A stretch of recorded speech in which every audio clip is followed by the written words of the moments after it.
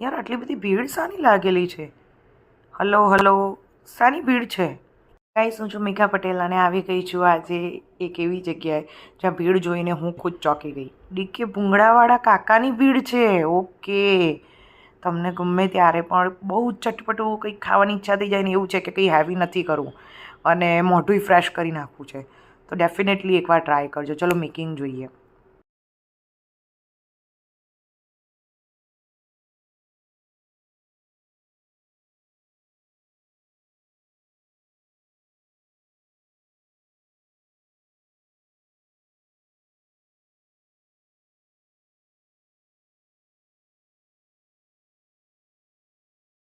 લગ્નના સુપ્રસંગે પણ ઓર્ડર્સ લે છે અને પાર્ટીઝ માટે પણ ઓર્ડર લે છે, તો મેં મેન્શન નંબર કરેલો જ છે કોઈને કોન્ટેક્ટ કરવો હોય તો.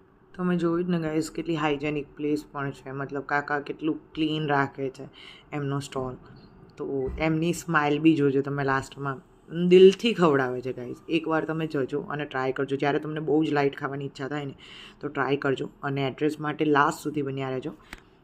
જોઈએ, જોજો જસ્ટ કાકાની સ્માઇલ જોજો. સ્માઇલ સંગાતે બધાને ખવડાવે છે અને આ એજે પણ એક ઇન્સ્પિરેશન છે સિરિયસલી. રિયલી હેડ્સ ઓફ છે કાકાને. 3 સિઝનની અંદર સ્ટોલ પર બેસે છે અને એ પણ આ એજે બધાને સ્માઇલ સાથે સર્વ કરે છે. ઇવન જસ્ટ સ્માઇલ સાથે સર્વ બી નહીં, તમે એમનો ટેસ્ટ બી નહીં, એમનો નેચર બી તમે જોઈ શકો છો. કેટલી બધી ભીડ છે મેં તમને બતાવી, રાઈટ? ચલો ટેસ્ટ કરીએ કેવો છે. તમે કસ્ટમાઇઝ કરાવી શકો છો. એકચ્યુઅલી કાકાનો મને તો એકદમ સ્પાઇસી ભૂંગળાની પ્લેટ બહુ જ ગમે છે, પણ મેં મીડિયમ સ્પાઇસી કરાવી છે જસ્ટ બિકોઝ ઓફ મારે જે કેમેરામેન છે એને સ્પાઇસી એટલું બધું નથી ગમતું અને એ ખાઈ નથી શકતા. દેટ્સ વાય મેં મીડિયમ સ્પાઇસી કરાવ્યું છે. તો તમે કસ્ટમાઇઝ કરાવી શકો છો. મને તો ટેસ્ટ અહીંનો બહુ જ ગમે છે. જ્યારે મને લાઇટની જોડે જ્યારે આ સ્પાઇસી લવર માટે તો મસ્ટ ટ્રાય છે, મસ્ટ ટ્રાય.